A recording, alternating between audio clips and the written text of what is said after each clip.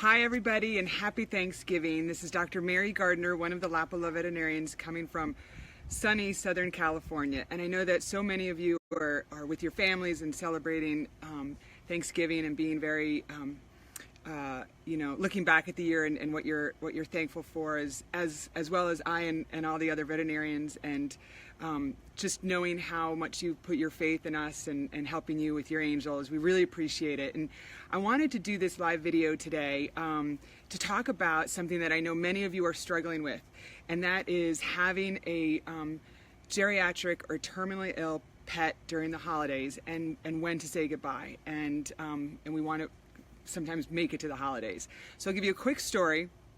7 years ago, I had a red Doberman named Neo, and he had an adrenal tumor, which was Cushing's, and I had the tumor removed, and he started doing chemo, and I got a wonderful 7 months out of his end once we diagnosed him. But my husband was actually, I was in Florida. My husband had to come to California for work.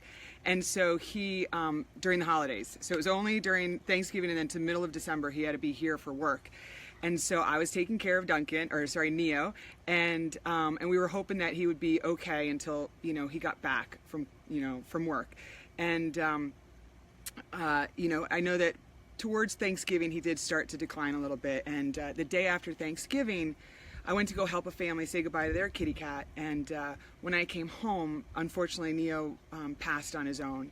And I will always regret that, because I wanted to be present. I wanted him to feel good, because we have some really good medications, and to make sure that he knew I was there and that I loved him, and tell him thank you for protecting me for all these years. And so it was really sad, because not only I didn't get that opportunity, but also my husband didn't get the opportunity to say goodbye.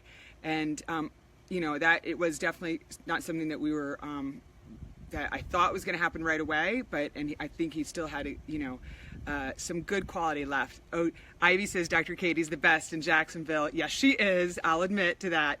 And she's also a Gator, so I'm a little bit a fan, if you're talking about Katie in Jacksonville. Anyway, so Neo passed, and when he died, soon after, we wanted another Doberman. And but I wanted an adult Doberman, because I wanted just to feel that presence again, and that, I just missed Neo, right? And some of you may get that, where you miss the smell, you miss the sound. And quite frankly, I did not want a puppy. I was not ready for that in my life. And so my husband and I were looking at rescues, and we found at the time a 6-year-old red Dobie. And Ivy, yes, Katie, yeah, she's awesome. So we found Duncan, and he, like I said, he was 6, and everybody thought we were crazy because we wanted to adopt an adult Doberman, and they're like, you don't know what you're getting, and they could be aggressive, and you don't know what you're getting with a puppy either. And so we just saw him and we fell in love with him, and I just had to have him. So 2 months after Neo passed, we went and got Duncan, and he became just a part of the family instantly. And I swear, I think something heavenly, was happening, because I think Neo sent Duncan to us. So that was almost 7 years ago. And so now Duncan is almost 13, which I know for a large breed dog, that's, really good, but I would like him to live to 30. But I know that won't happen. So I know that I've been blessed with a long lifespan, especially for his breed. And with Duncan, a couple of things have physically gone wrong with him, if you will.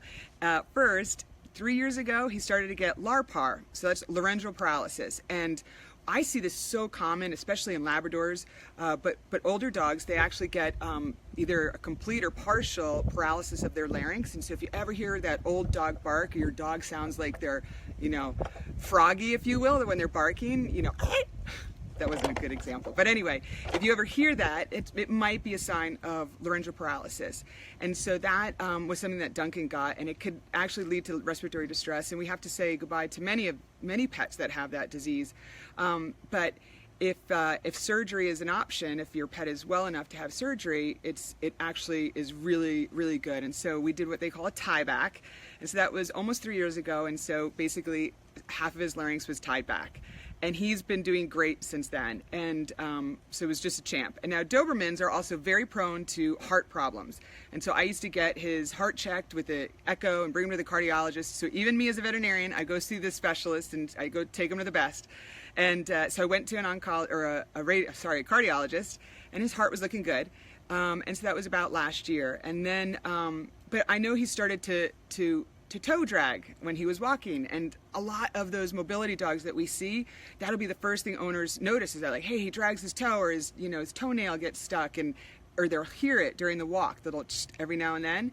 And so that is could be a sign of arthritis, but also of a neuropathy. So the neurons aren't functioning right, and a lot of times too, dogs will sit or stand rather with their hand kind of upside down, and those are all signs of a neuropathy, meaning the messages to the brain and to the foot are just not making it there. And so we see that often in older dogs. But with laryngeal paralysis, which is a nerve problem, this is something that we often see also with those dogs. And so he started toe dragging about 2 years ago, and so I was put him on some great medication and also some acupuncture recently.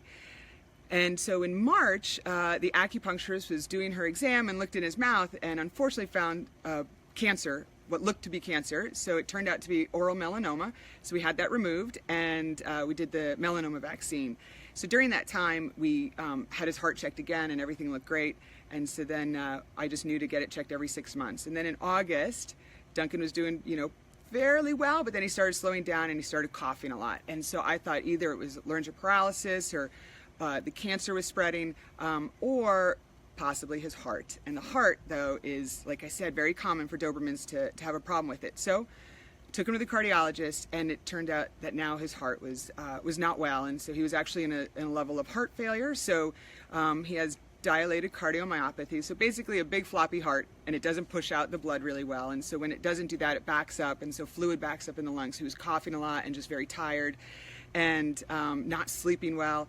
So I started him on medications and to clear up the fluid in his lungs, and so that resolved fairly well, and just be on his heart meds. And if any of you have a pet with any medication, it's a lot sometimes.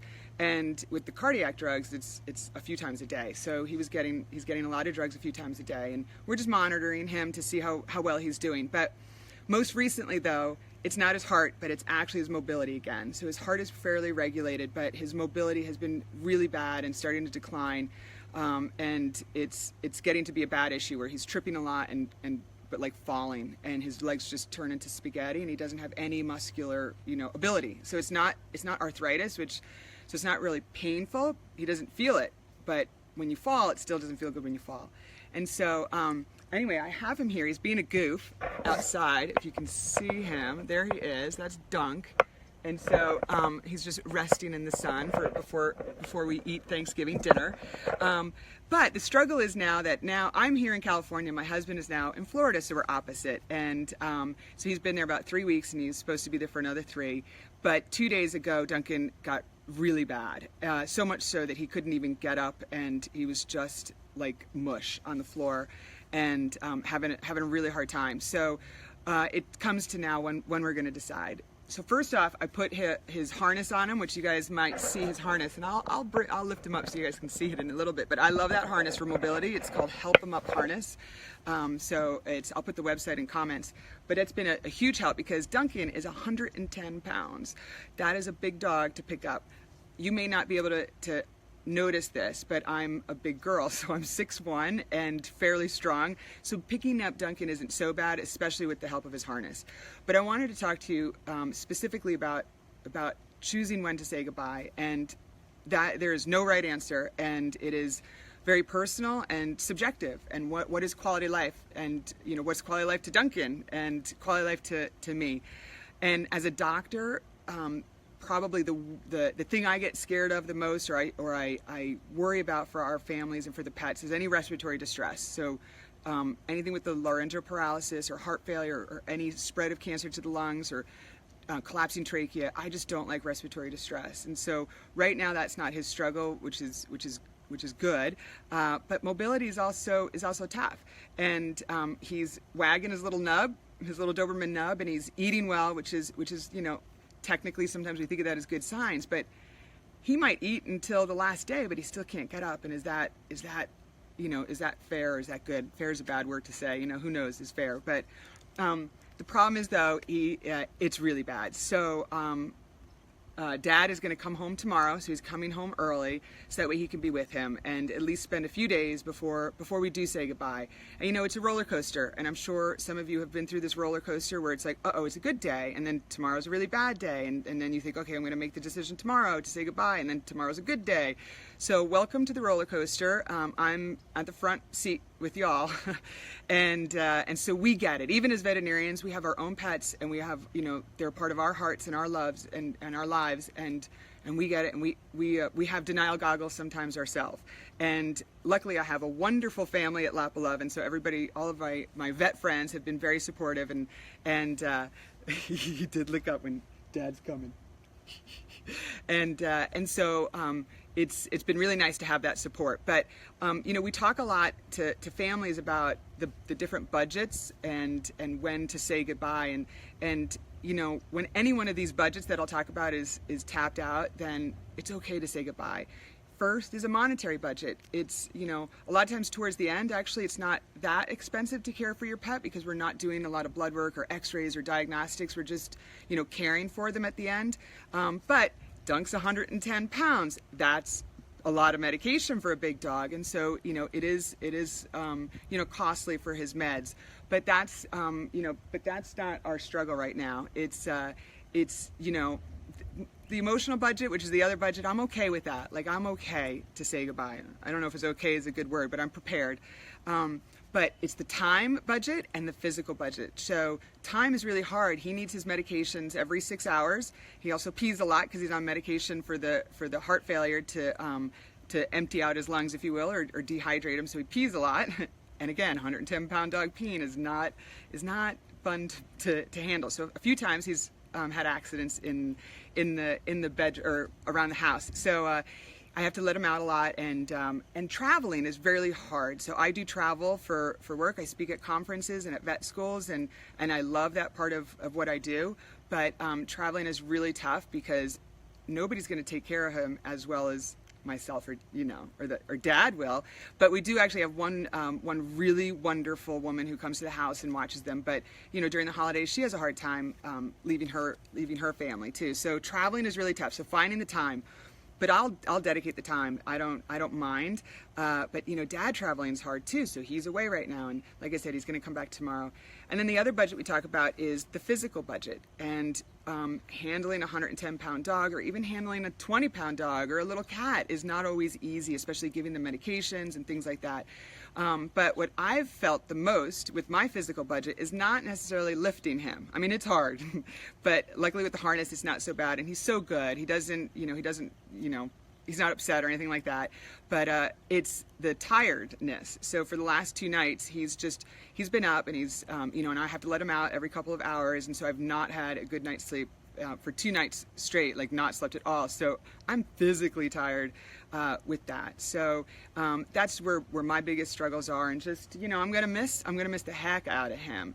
And I was talking to my sister and some other friends, and they're having a hard time understanding because he's wagging his tail and he's eating, and they think, oh, it's so sad because you're taking away his mind. Like, his mind is okay, and you're taking that away. And for me, I'm actually now that I've had different animals and different types of diseases, I'm actually grateful that he's still himself.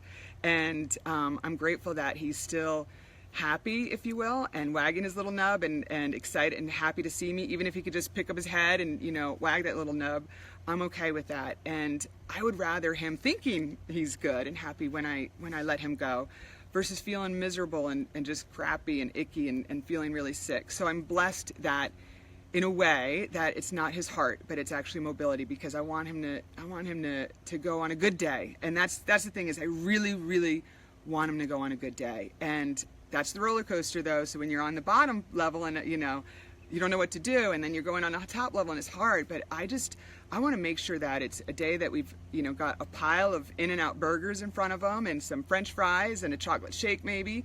And even if today is the day that you say goodbye to your pet, it's that's okay. It's you're thankful for them being a part of your life, and we're blessed to have them, and they're blessed to have you as their family. So I feel for all the families that had to say goodbye to their pet today, and hopefully you know, they could look back and just be thankful.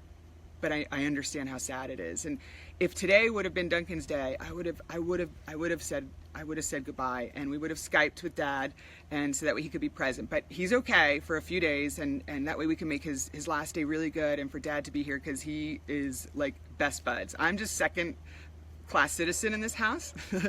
But oh, thank you, Becky.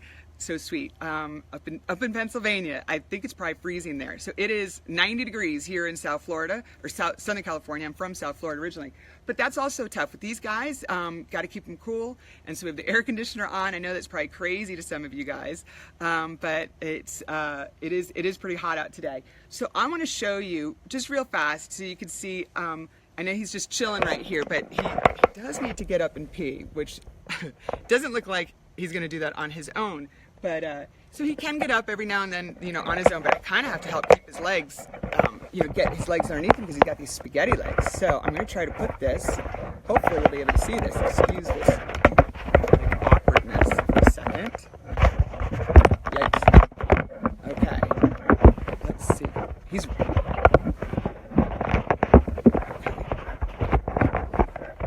Hey, Aaron. You guys are so sweet. I have the best workmates. Okay. We're going to try this. I have this little contraption that holds my phone up, but it is just not working. Okay. Hey, buddy. So you guys see me, and Dunk's down here. Come here, bud. Oh, okay. So, this harness is amazing. Again, it's called Help 'em Up Harness. So his back end, I could lift it up, because that's actually the end that's given him the most trouble, and he just loses feeling and sensation and mobility, and then his front end then, you know, starts to collapse a little bit too. But there's the handsome guy. So he is massive. He's, like I said, 110 pounds. I'm 6'1", so he may not look very big, but like I'm about 6 inches taller than most people, so if you can imagine. But this is my favorite harness. But even standing still, he's good, and sometimes he'll get weak, and some moments he has a great moment and he runs a little bit, and then others he's just like spaghetti legs.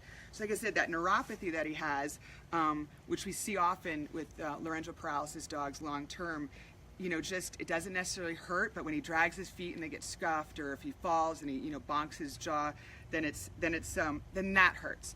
But he's looking good, and which is a good thing. But again, I'm just taking it day by day, and enjoying the time that we have, and just loving on him. And so I'm very thankful this Thanksgiving to have had the best 7 years with this guy. And you know, I'm like, how could anybody have gotten rid of him at 6? But you know, who knows what they were dealing with and the struggles. And but he's been a blessing. And so almost 13, and just awesome. So he's gonna walk away now. He doesn't like the limelight, or he actually does like the limelight. But actually, so there he went, kind of on the ground. So I'll get down here with him.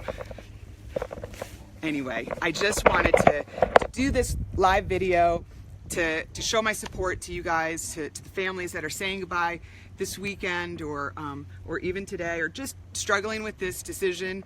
Like I said, we are not we're not we also have to do this too, even as veterinarians, and we struggle with saying goodbye, right? So I'm a mom first, a vet second, and he's just sniffing around and smelling the roses today. And so I'm going to go to a friend's house for Thanksgiving, but I'm only going to go for 2 hours because he's my priority, so I'll come right back and make sure he's good. And you know, heaven will be blessed the day they get him, and I can't wait for him and Neo actually to meet. And so look at, he's hearing some stuff out there. and wondering what's going on. And maybe I'll bring him. I think I should bring him a little turkey and some other goodies. But anyway, I think he's a hottie, and so you know, got to have him on Facebook as much as we can. So if it's all right with you guys, maybe I'll check in, you know, every day or every couple of days, just to let you know how he's doing. And if you guys ever have any questions, you can always call us, you know, or email us. And we have wonderful people at our Tampa office, and who are our care coordinators, helping the families and just hearing them out and listening to them and just being a voice and an ear for the families. And so we are blessed to have an awesome team answering our phones. And so thank you, Dana. Duncan's getting some love on Facebook. But and then Ariel, so we helped your shepherd 2 years ago.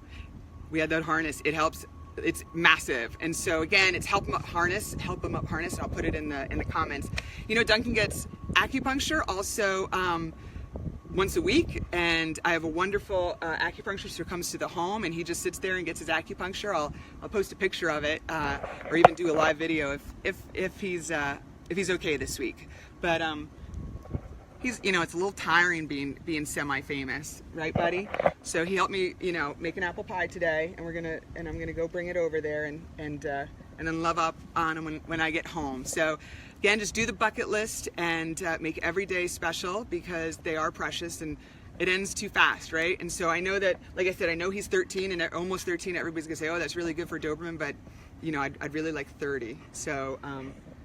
But I'll take a few extra more days. But you know, a lot of people also, last thing they ask me if I'll be the one to say goodbye, and if I'll be the one to actually, you know, perform the euthanasia. So and the answer is yes. Actually, I know the process, and I know how good they can feel with our medications beforehand, and I think it's an honor when I can help deliver angel wings to the families. And oh, look at you guys, Josh. And I'm okay helping my own dog. It's not every veterinarian can do that, but I find an honor, and I could just snuggle with him and say goodbye. And I personally need a little privacy. And I know some want a whole party and lots of people there saying goodbye and wishing them well and having that support. But I'm kind of a loner, so I like to be by myself and just kind of cry and we're more like a whale, actually. But I know there's a few of you out there that understand how that's like. But so I'll be the one to actually say goodbye, although we have some wonderful veterinarians out here in California that help families with me out here. But it'll be, you know, I'll make it good with a big pile of his favorite In-N-Out hamburgers and some French fries. So that's it. Again, have a wonderful Thanksgiving, and thank you to all of you who have shown support for what we do and have posted memorials and wonderful stories, and have even written stuff on our Facebook page. It really means a lot, and it helps other families that are going through this, who are scared and just you know, in that emotional roller coaster also, to see that they're not alone, and you guys aren't alone with us vets. So feel free to reach out if you ever need anything. And again, have a great Thanksgiving weekend, and don't go crazy tomorrow. Try not to get lost in the Black Friday or Cyber Monday. All right, we'll talk soon. Bye.